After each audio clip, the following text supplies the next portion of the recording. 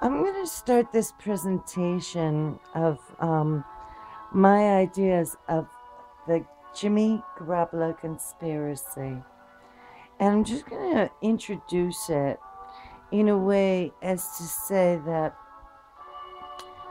I believe that there's something going on, and that this deal that was made on Halloween night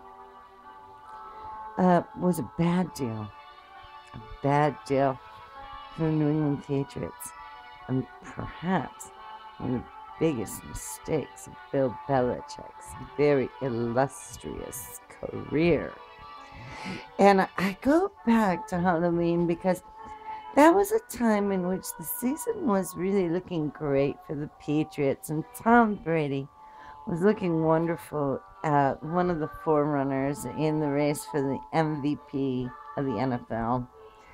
And so the Patriots didn't need Jimmy, and he called Lynch over there at the San Francisco 49ers, and he said to him, "Hey, take Jimmy Garoppolo and give us your second round pick." And he said, "Yes." Now, the very next week, the team, the 49ers, had to go and play the New York Giants. And that quarterback had just heard this news that Jimmy had been coming to the team, and he got anxious. And all of a sudden, they win a game. Now, they never win games. And it was kind of messing everybody up. But, CJ wanted to win a game, so he won the game. God bless him. And Garoppolo stayed on the bench, but the next week they were playing the Seattle Mariners. I had to look at him. And in that game, CJ took an injury, very serious.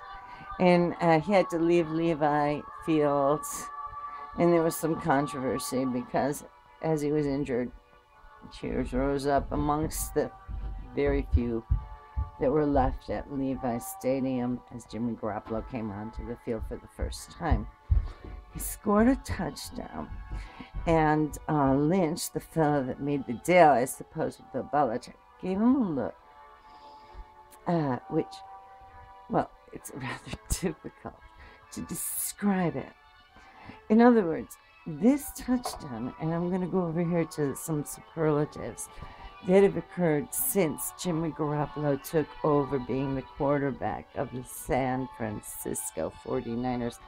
The first being the touchdown versus Seattle in his very first game. They lose the game. And that was the first touchdown by a wide receiver in 2 years against the Seattle team. And Lynch gave him the look, no more touchdowns. So he starts the next game, and there are no more touchdowns. In that game, there are a couple of more superlatives. 5 field goals by Bobby Gould, and that was his career best. And he's a veteran, by the way, returning. And then 99.5 yards, 100% completions by Marquise, and I don't know his last name, but that's a career best. And then also another player, a great runner named Trevor, and I don't know it, 100% career best. So, and then the other is Jimmy Garoppolo's 294 yards career best. So that's his first game as the lead quarterback of the 49ers, and they win their second game. And that is the second game that they've won since his arrival, because when he arrived, they really were horrible. And they hadn't won a game, and they probably weren't going to, and now all of a sudden they're winning games. Now, the next game he starts is against the Texans. 3 games. He has his career best at 324 yards. And on the NFL list of most yards, he's number 3 behind the Pittsburgh Steelers, Ben Roethlisberger, and the Detroit Lions quarterback. He's number 3, so nice stats for him as well. And here is the tight end. Okay, and then Marquise has his career best. He increases his yardage to more than 100. And then the tight end has his career best game as well.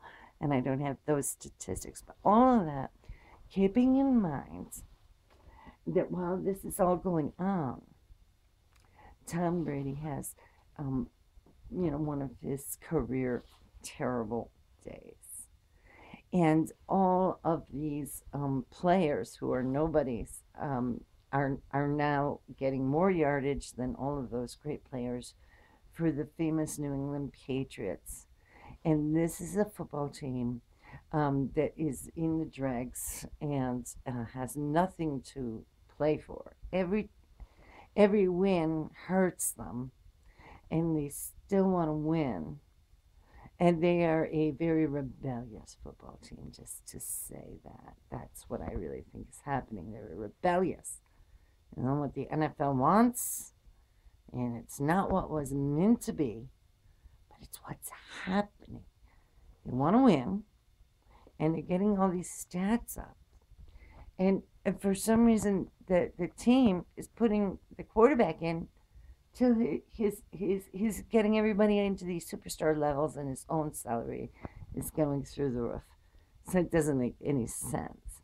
And the conspiracy twist on it, I'm going to present in a different presentation. I don't want to get this too long.